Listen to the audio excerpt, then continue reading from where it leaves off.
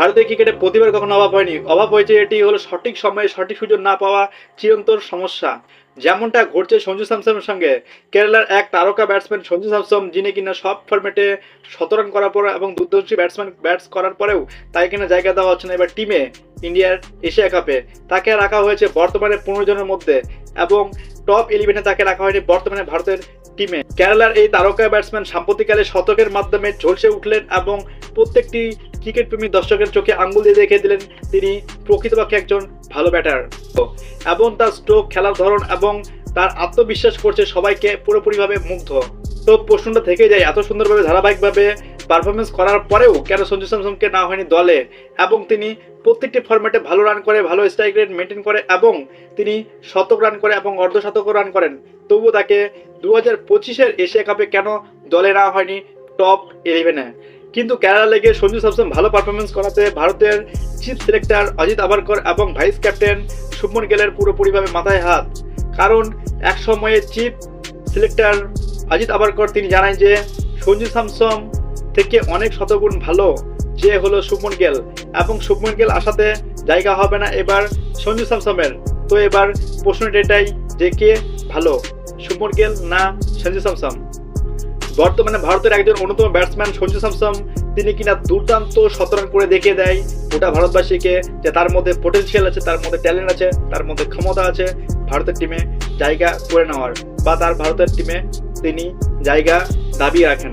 কেরালার ক্রিকেট লিগে ত্রিনাপুরম গ্রিনল্যান্ড স্টেডিয়ামে সঞ্জু স্যামসন, যিনি কিনা 51 বলে 121 রান করে এবং তিনি 4 এবং 6-এর পুরোপুরিভাবে বন্যা বয়ে দেয় এবং ভারতের প্রত্যেকটি দর্শক এবং ক্রিকেট প্রেমী দর্শকদের তিনি পুরোপুরিভাবে ক্রিকেটে আনন্দ দিয়ে থাকেন। সেখানে তিনি মাত্র 42 বলে 250 স্ট্রাইক রেটে 100 রান করে পুরো দ্রুত গতিতে, এবং তিনি সেখানে পুরো 4 এবং 6-এর বন্যা বয়ে দেয় সেই ত্রিনাপুরম গ্রিনল্যান্ড স্টেডিয়ামে। ভারতের একজন অন্যতম ব্যাটসম্যান সঞ্জু স্যামসন এবং তিনি একজন উইকেট কিপার, তার ঝুড়িতে রয়েছে অসংখ্য শতরান এবং অর্ধশতরান। তিনি একজন বিধ্বংসী ব্যাটসম্যান, তিনি কিনা ডিজার্ভ করে বর্তমানে ভারতের ওপেনিংয়ে, কিন্তু তাকে খেলানো হচ্ছে বর্তমানে ভারতের 6 এবং 7 নম্বরে। তো তার সাথে কি সে ঠিক করছে ইন্ডিয়া? আপনার কি মনে হয়? তাকে নিয়ে হলো মেন সমস্যা হলো ওপেনিংয়ে, কারণ বর্তমানে এশিয়া কাপ 2025-এ স্কটে আমরা দেখেছি যে ওপেনিং হিসেবে রয়েছে হলো অভিষেক শর্মা আর শুভমন গিল, এবং অনেকে মনে করছে যে শুভমন গিলের থেকে অনেকাংশে বেটার হলো সেই আমাদের হলো সঞ্জু স্যামসন, যিনি কিনা ডিজার্ভ করে ওপেনিংয়ে। কিন্তু বর্তমানে তাকে রাখা হয়নি হলো ওপেনিংয়ে, তাকে রাখা হয়েছে হলো 15 জনের মধ্যে, তাকে রাখা হয়নি হলো 11 জনের মধ্যেও, তাকে রাখা হয়েছে হলো 15 জনের মধ্যে। এশিয়া কাপ 2025-এর লিস্টটি যদি আপনি একটু ঘেটে দেখেন তাহলে আপনি দেখতে পাবেন যে এখানে হলো মুখ্য ভূমিকায় রয়েছে হলো শুভমন গিল আর সূর্যকুমার যাদব। সূর্যকুমার যাদব যিনি কিনা রয়েছেন হলো ক্যাপ্টেন হিসেবে এবং ভাইস ক্যাপ্টেন হিসেবে রয়েছে হলো শুভমন গিল। ওপেনিং ব্যাটসম্যান হিসেবে রয়েছে হলো অভিষেক শর্মা এবং শুভমন গিল, এবং 3 নম্বরে খেলবেন হলো সূর্যকুমার যাদব, 4 নম্বরে খেলবেন হার্দিক পান্ডিয়া, 5 নম্বরে তিলক বর্মা, এবং 6 এবং 7 নম্বরে খেলবেন হলো শিবম দুবে এবং রিকু সিং, এবং বাদবাকি পরে সব খেলবে হলো বলাররা। তো সঞ্জু স্যামসন কেরালা ক্রিকেট লিগে 100 করাতে তাকে কি ওপেনিংয়ে জায়গা দেওয়া হবে, না তাকে 3 নম্বরে খেলানো হবে, না তাকে তিলক বর্মার জায়গার পরিবর্তে তাকে খেলানো হবে? স্যামসন যদি 3 নম্বরে খেলে তাহলে তিলক বর্মা কোথায় খেলবে? তিলক বর্মা তাহলে কি এবার টিম থেকে বাদ পড়বে, না তিলক বর্মাকে সরিয়ে টিম বর্তমানে সঞ্জু স্যামসনকে নিবে এবার এশিয়া কাপ 2025-এ? কেরালা ক্রিকেট লিগে সঞ্জু স্যামসনের দল রান করে 237 রান, এবং তার মধ্যে একা সঞ্জু স্যামসনের রান হলো 121 রান মাত্র 21 বলে। তিনি মাত্র 42 বলে 250 স্ট্রাইক রেটে 100 করে, এবং তিনি পুরো মাঠে 6 এবং 4-এর বন্যা বয়ে দেয় সেই Sanju Samson wicket keeper batsman. তাই কিনা বর্তমানে না হয়নি ভারতের এশিয়া কাপের টিম 11-এ বর্তমানে স্কটে, তাকে রাখা হয়েছে বর্তমানে 15 জনের মধ্যে।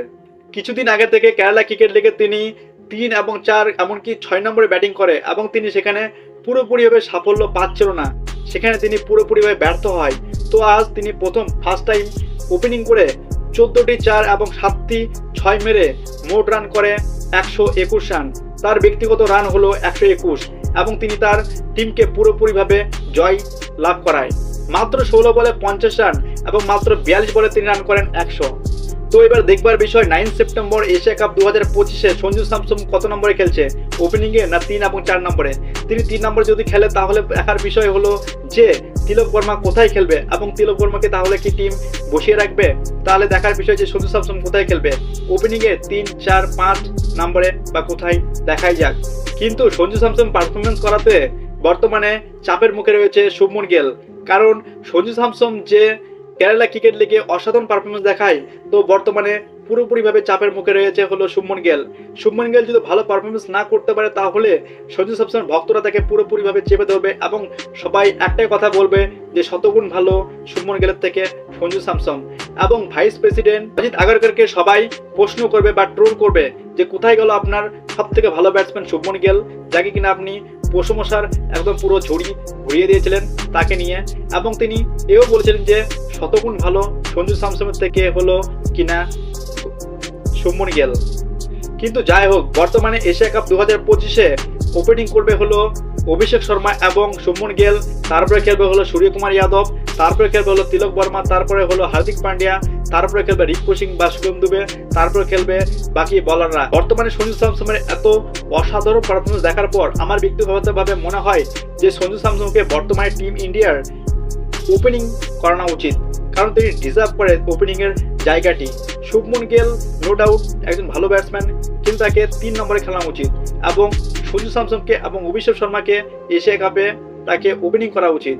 আপনার যদি আমার মতটি সম্মতি থাকে বা আপনার ঠিক মনে হয় তাহলে আপনি কমেন্ট করে অবশ্যই জানতে পারেন।